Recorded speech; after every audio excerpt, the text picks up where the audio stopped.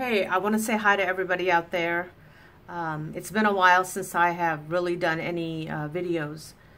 I didn't sleep last night. I seriously did not sleep at all. I didn't sleep well. I woke up this morning with a headache. It's been a long time since I have been this angry at what has taken place in America and American politics. What Kathy Griffin did was beyond reprehensible, beyond reprobate, beyond really humane. Now, I don't know if you know this, Kathy, and I really never pay much attention to the secular world, except for all the junk and the crap. But I am very, very insulted at what you did about my President Trump, okay? I happen to admire President Trump. He stands up for the rights of Christians. We know that you really don't give a damn about Christians, and you've even gone so far as to insult Jesus Christ, my Lord.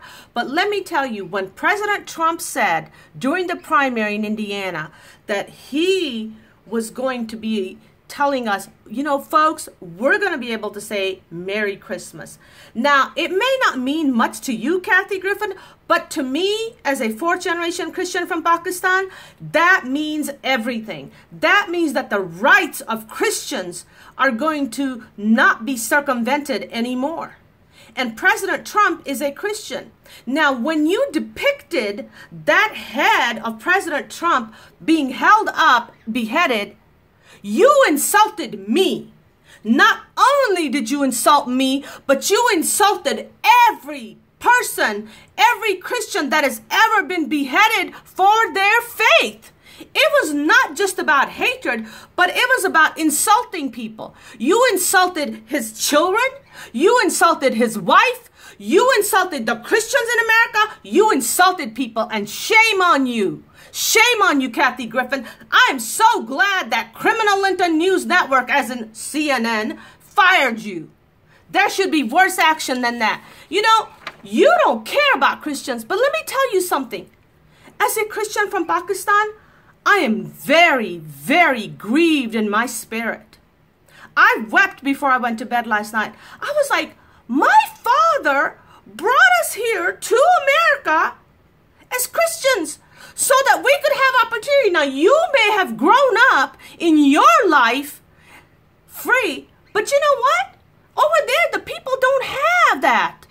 You don't seem to understand it.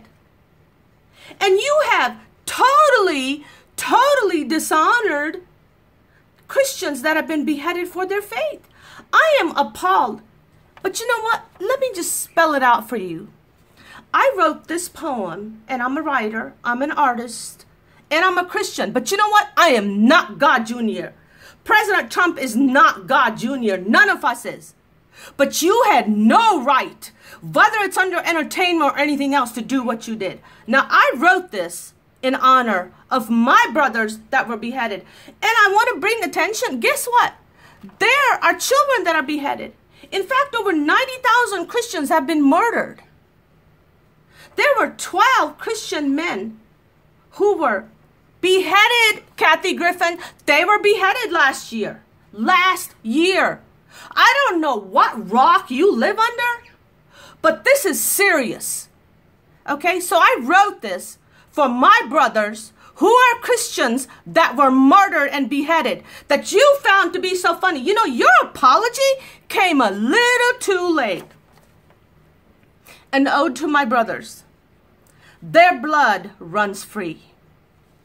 The real men are on their knees, a position of humility to Yahweh, you see. They were sons, fathers, husbands, and brothers. The world looks on in sadness as we watch the utter madness. Their blood runs free, a symbol of Christianity, you see, through the rivers and the seas, until their souls are avenged by him who sees. The Spirit bears witness, water mixed with blood. They died a martyr's death, beheaded for their faith in Messiah. Their souls live on forever. until the day of vengeance you see. Barbarians are marching, but there is one who is watching. On a white horse he's coming to avenge the death of his saints.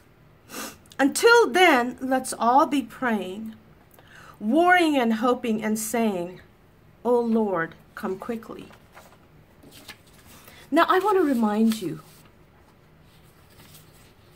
President Trump is a father. He's a son. He's a husband. He has a family. He has a young son who has been traumatized by all this crap. An 11-year-old child. Oh, and by the way, one of the children that was beheaded last year by ISIS was a 12-year-old boy. Shame on you, Kathy Griffin. This is my President Trump, and I am proud to call him my president. Shame on you. Shame on you, Kathy Griffin, for what you've done. No apology is going to make up for what you did.